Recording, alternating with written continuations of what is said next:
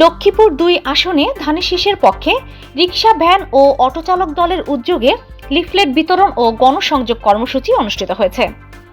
রবিবার লক্ষ্মীপুরের মজু চৌধুরীর হাট বাজার সহ আশেপাশের বিভিন্ন ইউনিয়ন ও ওয়ার্ডে এই প্রচারণা চালানো হয়। বাজার এলাকা, সড়ক ও জনসমাগম স্থলে সাধারণ মানুষের মাঝে লিফলেট বিতরণ করা হয় এবং ভোটারদের সঙ্গে সরাসরি কথা বলে ধানের শীষ প্রতীকে ভোট দেওয়ার আহ্বান জানানো হয়। এই কর্মসূচিতে উপস্থিত ছিলেন চর রমণী ইউনিয়ন বিএনপির সাধারণ সম্পাদক ডক্টর মঈনুদ্দিন মিলন, যুবদলের সাংগঠনিক সম্পাদক শাহজালাল লিটন, লক্ষ্মীপুর জেলা জাতীয়তাবাদী রিকশা, ভ্যান, অটোচালক দলের সভাপতি মোহাম্মদ আজিম ব্যাপারী, সাধারণ সম্পাদক মোহাম্মদ খলিলুর রহমান আজাদ সহ অঙ্গ ও সহযোগী সংগঠনের নেতাকর্মীরা বিএনপির সাবেক সংসদ সদস্য আবুল খায়ের ভূঁইয়া একজন পরীক্ষিত ও জনবান্ধব নেতা। তিনি অতীতেও জনগণের কল্যাণে কাজ করেছেন এবং আগামীতেও লক্ষ্মীপুর ২ আসনের উন্নয়ন ও মানুষের অধিকার প্রতিষ্ঠায় ভূমিকা রাখবেন।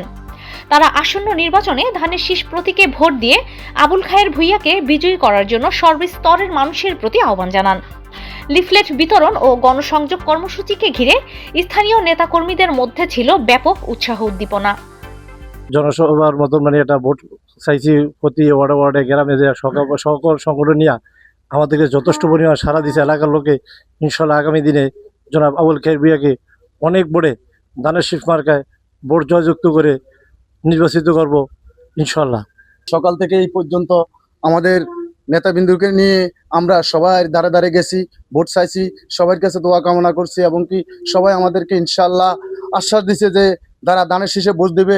ভোটের পরে ইনশাল্লাহ জয় হলে এই ইউনিয়ন থেকে সন্ত্রাস ছাড়াবাজ দূর করবেন এবং এই ইউনিয়নের রাস্তাঘাটের উপকার করবেন। মেহনতি মানুষের চলাফেরার জন্য উনি সকল ধরনের ব্যবস্থা নেবেন এবং আমাদের জননেতা তারেক রহমান গরিব দুঃখী মেহনতি মহিলাদের জন্য ফ্যামিলি কার্ড এবং কৃষকদের জন্য কৃষি কার্ডের ব্যবস্থা করবেন পরিকল্পনা নিয়েছেন।